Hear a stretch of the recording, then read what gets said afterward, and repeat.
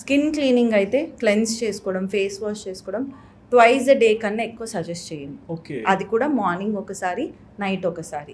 ఎందుకు అంటే morning obviously మనం నైట్ టైం పడుకొని లేసినాక ఫ్రెష్ కనిపించడానికి వాష్ చేసుకుంటాము and then you apply whatever moisturiser, sunscreen and go out.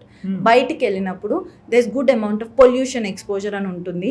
మన మేకప్ ప్రోడక్ట్స్ పెట్టుకుంటారు కొందరు ఉమెన్ ఆఫీస్కి వెళ్ళేటప్పుడు అండ్ ఆల్. సో నైట్ టైంకి వచ్చే వరకు ఏమవుతుందంటే మన స్కిన్ ఆయిల్స్ ఎక్కువ ప్రొడ్యూస్ చేస్తుంది త్రూ అవుట్ ద డే. అందుకనే మీరు ఈవినింగ్ టైం చూసుకుంటే కొంచెం గ్రీజీ అవుతుంది, కొంచెం డల్ అయిపోతుంది స్కిన్. సో ఈ డల్నెస్, గ్రీజీనెస్ తీసేయడానికి మీరు ఇంటికి వచ్చినాక ఇంకొకసారి వాష్ చేసుకుంటే సరిపోతుంది. That is called deep cleansing. అంటే ఆయిల్స్, మేకప్ అదంతా తీసేయడానికి.